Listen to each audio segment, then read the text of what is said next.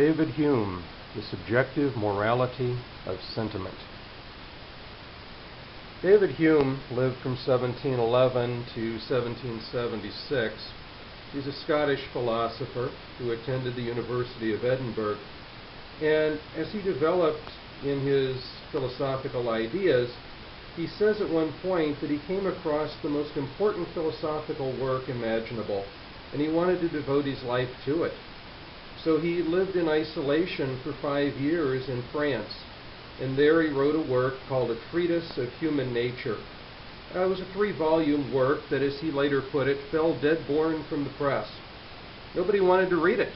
It was too long, it was too difficult, it was not written in a friendly and provocative style.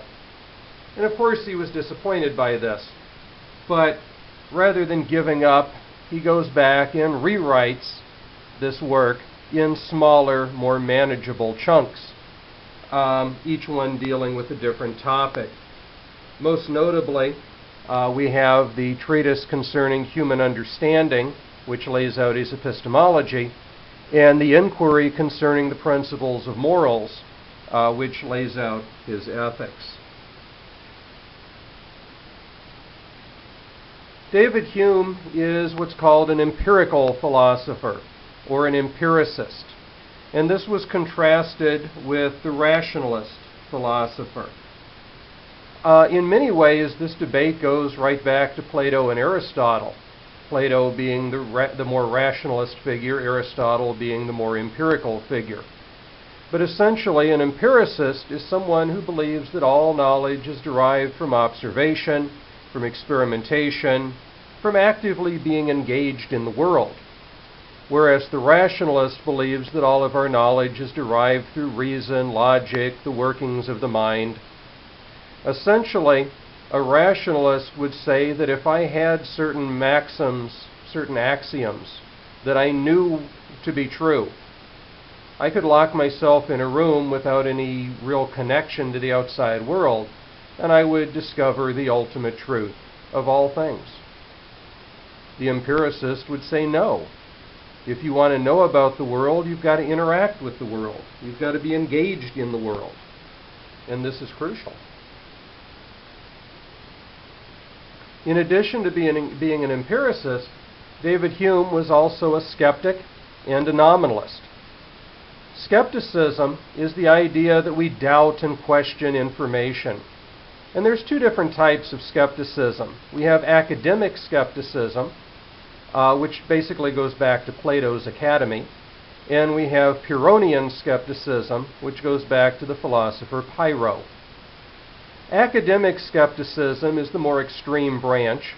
We can have no real knowledge at all. Now, if you know about Plato, you know that Plato taught that this world we live in was full of illusion and poor copies, and that the higher truth, the reality of things, was in another realm, a realm of being. And so real knowledge could never be acquired through these material things. So this is academic skepticism. We have to doubt everything that we see, hear, touch, feel. Pyrrhonian skepticism is not quite as intense. It says that there is genuine knowledge, or at least the possibility of it, but we can't ever know for certain that we possess it. As individuals, we may have access to the ultimate truth, the absolute knowledge of all things right here on earth. The problem is there's no signpost telling you when you've reached it. So all we can do is say, well, this theory has been working, it's held for 1,000 years, this must be the truth. But as Hume would point out in his famous problem of induction, that doesn't mean that it's always going to be that way. In fact, the future does not have to resemble the past, which means that we have good reason to doubt everything. And Hume told us that skepticism is actually this, and Hume was more of the Pyrrhonian skeptic, but he told us that this skepticism was crucial to our development and our knowledge. Because without it, we would stagnate. But when we have doubts, we keep questioning, and that's what drives us forward, and that's what causes us to have new discoveries. Nominalism is a concept that arose in the 11th, 12th century as a contrast to realism. Realism was the view of Plato or Aristotle, which says that knowledge was knowledge of absolutes, those forms or those universals. But nominalism, which was officially considered started by Roscelin in the early 12th century, nominalism says no, there's no such thing as particulars. No such thing as universals. The only thing that's real are particulars. Particulars exist, individual things. This table, this person, this cat, but not the concepts in general. There is no catness.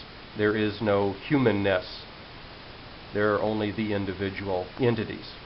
And actually, technically, Hume took the issue even further than that. But for our purposes, and to understand that is enough. As far as knowledge is concerned, Hume told us that we learned things and we gained knowledge in two ways. One was with relations of ideas, the other was matters of fact. Relations of ideas are those things that are known intuitively, like mathematics and geometry. The fact that 1 plus 1 equals 2. The fact that a squared plus b squared equals c squared. These are things that we can know inside of the mind. And there is knowledge that can be gained that way. But most of our knowledge is not like this. Most of our knowledge comes to us as matters of fact, contingent things, things that while they are real or true, didn't have to be.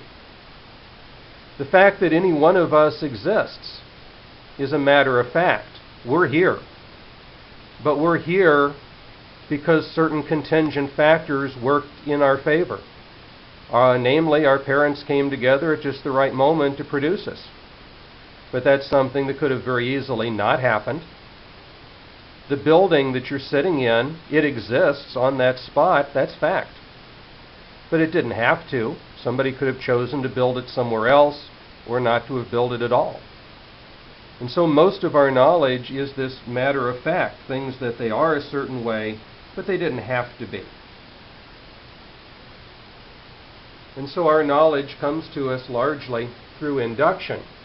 And as I pointed out a moment ago, there is a problem of induction that Hume lays out for us, namely that there's no reason to believe that the future has to resemble the past, only that many times it does. And that's why we need to remain skeptical about all things. When it comes to the question of ethics, he raises two questions in his inquiry concerning the principles of morals. And the first question is morality based upon reason or upon sentiment? Traditionally, going back to Aristotle and everyone since Aristotle, they've argued that it's based upon reason. It's the rational mind that weighs options, that makes decisions, that allows us to learn from our mistakes and our errors. But Hume says this is wrong. It's sentiment that is responsible. You know, Hume is really a pioneer in his own right because he's challenging almost 2,000 years of ethical history, which says that reason dictates morality. Morality is about absolutes. But Hume comes along and basically says no. It's about sentiment. It's about feeling. And it's a very subjective discipline. There are no absolutes within it. The second question he raises, why do virtues elicit our moral admiration and approval? And the simple answer is utility. Virtues are useful. We are practical individuals. We're not going to go for something that's not a use to us.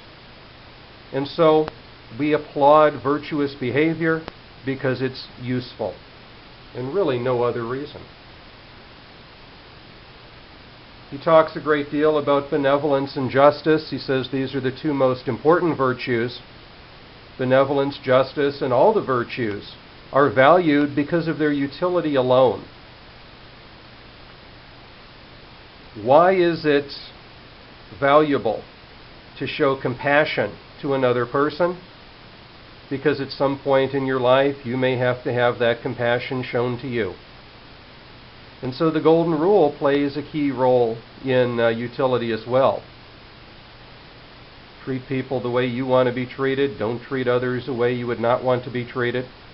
But every case is different. Every situation is unique. But we do recognize certain virtues like benevolence and justice and courage and so forth, and we consider these to be important. But he says the only reason they're important is because they're useful to us. Take justice, for example. The purpose of justice is to find a balance, to make sure that individuals are not abused or taken advantage of. If we lived in a world where there were all the resources that anyone could ever want or ever need, there'd be no need for justice. The only reason that justice exists is because it's necessary, because we lack resources. Once we have the recognition that we can't all have what we desire, then there has to be some fair way of distributing what we do have. I think it's important to mention here also that while Hume does say that these things are crucial to us and they're based upon utility, and it does talk as though he may want that absolute equality, he really argues against it. He talks against what are called levelers. And levelers are kind of the forerunners of communists, people who wanted to level the playing field and make everyone completely equal to everyone else. Because Hume said that one thing we had to take into account, again, was the utility of the individual. Why should a person who sits on their backside and never does anything at all to contribute to society get the same thing and the same life as the person who does so much and contributes so much? The person who does more deserves more. And so he would be opposed to those levelers. As we've seen, many people link religion and morality together. And Hume is one of the major players that's going to argue against that. He says these two entities should be kept completely separate. Morality is about utility. Religion is not. And he says very specifically that things like celibacy, fasting, penance, mortification of the flesh, self-denial, humility, silence, solitude, and as he puts it, the whole train of monkish values, these are not virtues because they serve no purpose, no function. If anything, they're vices because they work against us. What good does it do to fast or to beat the flesh or to deny yourself things that you desire, to remain silent? All of these monkish things that people have applauded and said, see how virtuous these monks are. Well, Hume says they don't serve any purpose whatsoever. All they do is diminish life. They have no utility behind them. Therefore, they're worthless.